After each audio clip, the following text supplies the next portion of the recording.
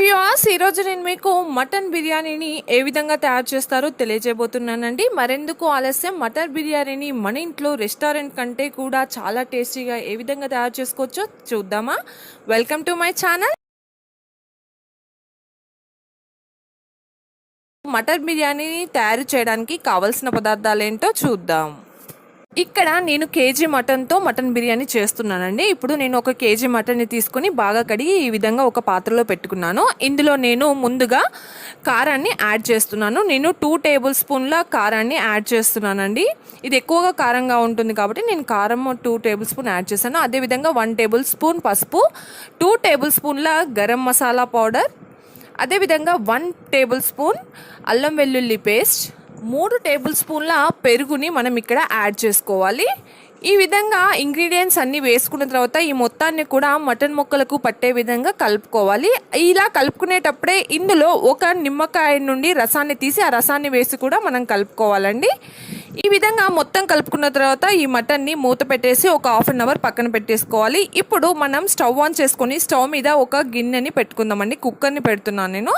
దాంట్లో మనకి కావాల్సినంత ఆయిల్ అంటే 3 టేబుల్ స్పూన్ల ఆయిల్ని నేను వేస్తున్నాను. ఆయిల్ అనేది వేడెక్కిన తర్వాత ఇందులో మనము ఆనియన్స్ అండి, ఈ విధంగా చిన్నగా ఆనియన్స్ని కట్ చేసుకొని ఆనియన్స్ని వేసుకోవాలి. ఒక 2 ఆనియన్స్ని ఈ విధంగా కట్ చేసుకొని వేసుకోవాలి. అదేవిధంగా ఇందులో గరం మసాలా దినుసులు అండి, ఇలాచి, దాల్చిన చెక్క, బిర్యానీ ఆకు, బిర్యానీ పువ్వు, సాజీరా, ఈ విధంగా అన్ని గరం మసాలా దినుసులు ఇందులో వేసుకోవాలి. ఈ విధంగా గరం మసాలా దినుసులన్నీ వేసుకున్న తర్వాత ఈ మొత్తాన్ని కూడా మనం ఫ్రై చేసుకోవాలి. ఆనియన్స్ అనేది కాస్త బ్రౌన్ కలర్ వచ్చినాక ఇందులో ఒక టేబుల్ స్పూన్ అల్లం వెల్లుల్లి పేస్ట్ వేసుకోవాలి. ఆల్రెడీ మనం కర్రీలో కలుపుకున్నాం కాబట్టి కాస్తంత వేసుకొని కలుపుకోవాలి.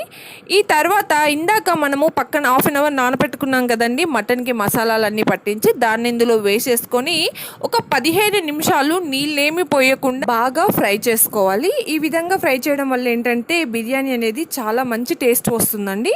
ఈ విధంగా మటన్ అనేది 15 నిమిషాలు మనం ఫ్రై చేసుకున్న తర్వాత ఇందులో ఒక 3 కప్పుల వాటర్ అనేది మనం యాడ్ చేసుకుందాం. 15 నిమిషాలు ఫ్రై అయిన తర్వాత ఇప్పుడు ఈ మొత్తాన్ని కూడా కలుపుకొని ఇందులో మనం సాల్ట్ అనేది యాడ్ చేద్దాం. నేను ఇక్కడ 3 టేబుల్ స్పూన్ల సాల్ట్ అనేది యాడ్ చేస్తున్నాను. ఫైనల్గా మనం కాస్తంత పుదీనా వేసుకొని ఈ మొత్తాన్ని కూడా సాల్ట్, ఈ పుదీనా కూడా మొత్తం కూడా మటన్కి పట్టే విధంగా కలుపుకొని ఇప్పుడు కుక్కర్ పైన మూత పెట్టేసి ఒక 6 నుంచి 8 విజిల్స్ వచ్చే విధంగా మనం మటన్ని ఉడకనివ్వాలి.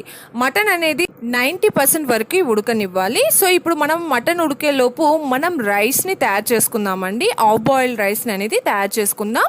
ఇక్కడ నేను బాస్మతి రైస్ని ఒక 3 గ్లాసెస్ రైస్ని తీసుకొని నానబెట్టాను ఆల్రెడీ 1/2 అవర్.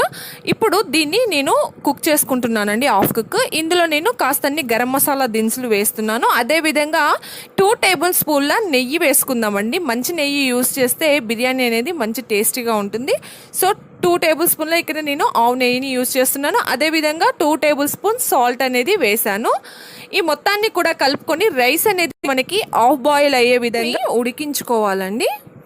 మటన్ అనేది ఉడికిపోయిందండి. 8 విజిల్స్ వచ్చే వరకు నేను కుక్కర్ని ఉంచాను.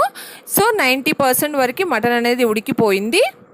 ఈ ఉడికిన మటన్ నుంచి సూప్ ఉంది కదా, ఇది కాస్త నేను బౌల్లో తీసి పక్కన పెట్టుకుంటున్నానండి. ఇది మనకు రైస్ వేసినప్పుడు యూజ్ అవుతుంది బిర్యానీ చేసేటప్పుడు.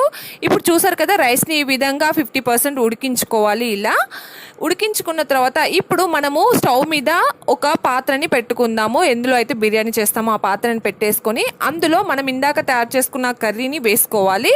మొత్తం కూడా కింద వేసేసుకొని రైస్ని లేయర్ల రూపంలో వేసుకోవాలి. దానికంటే ముందు మనము కాస్తంత పుదీనా, కాస్తంత కొత్తిమీర, అదేవిధంగా కాస్తంత ఫ్రైడ్ ఆనియన్స్ని మనం వేసుకోవాలండి దీని మీద. ఈ విధంగా వేసుకున్న తర్వాత ఇందాక మనం హాఫ్ బాయిల్ చేసుకున్న రైస్ని సగం లేయర్ లాగా వేసుకోవాలి. ఇప్పుడు ఇలా లేయర్ లాగా వేసుకున్న తర్వాత దీని మీద కాస్తంత పుదీనా, అదేవిధంగా కాస్తంత కొత్తిమీర, కాస్తంత ఫ్రైడ్ ఆనియన్స్ని వేసుకొని దాని మీద ఇందాక మనం పక్కన తీసి పెట్టుకున్నాం కదా సూప్ ఉంది కదా మటన్లో నుంచి, ఆ సూప్ని కాస్తంత వేసుకోవాలి. ఆ తర్వాత మళ్ళీ మిగిలిన రైస్ని కూడా దీని మీద లేయర్ లాగా వేసుకొని దాని మీద కాస్త పుదీనా, కొత్తిమీర, మిగిలిన ఫ్రైడ్ ఆనియన్స్ మొత్తం కూడా వేసుకొని ఇందాక మిగిలిన ఆ మటన్ సూప్ని కూడా పూర్తిగా దీని మీద వేసేద్దాం. ఫుడ్ కలర్ అనేది ఆప్షనల్ అండి. ఇక్కడ కాస్తంత నేను ఫుడ్ కలర్ కూడా వేస్తున్నాను. సో ఈ విధంగా ఫుడ్ కలర్ యాడ్ చేసుకున్న తర్వాత దీనిపైన మూత పెట్టేసుకొని స్టవ్ని మీడియం ఫ్లేమ్లో ఒక 5 నిమిషాలు ఉంచుకున్న తర్వాత లో ఫ్లేమ్లో ఇంకో 10 నిమిషాలు, టోటల్గా 15 నిమిషాలు మనం దీన్ని ఉడకనివ్వాలి. సో అప్పుడు మనకి రైస్ అనేది రెడీ అయిపోతుంది. ఈ విధంగా మూత పైన మనం ఏదైనా బరువు పెట్టుకోవాలండి. లోపల ఉన్న ఆ గరం మసాలా ఫ్లేవర్ అంతా బయటికి వెళ్ళిపోకుండా మనం పైన బరువు పెట్టుకోవాలి. ఈ విధంగా టోటల్గా 15 నిమిషాలు అయిన తర్వాత చూసారు కదా రైస్ అనేది ఎంత బాగా తయారైందో. బిర్యానీ అనేది చాలా చాలా టేస్టీగా ఉంటుందండి. మీకు నెయ్యి ఎక్కువ కావాలనుకుంటే పైన కూడా మనం నెయ్యి యాడ్ చేసుకోవచ్చు. సో మనం ఇప్పుడు దీన్ని సర్వింగ్ ప్లేట్లోకి తీసుకుందాం స్టవ్ ఆఫ్ చేసేసి. చూసారు కదా వ్యూవర్స్, మటన్ బిర్యానీ అనేది ఏ విధంగా మన ఇంట్లో టేస్టీగా అదేవిధంగా హెల్తీగా తయారు చేసుకోవచ్చో మీరు తప్పకుండా ఈ రెసిపీని మీ ఇంట్లో ట్రై చేయండి. బిర్యానీ అనేది చాలా టేస్టీగా ఉంది అండి. మీరు ట్రై చేశాక ఈ బిర్యానీ అనేది ఏ విధంగా ఉందో నా కామెంట్ బాక్స్లో కామెంట్ చేయండి.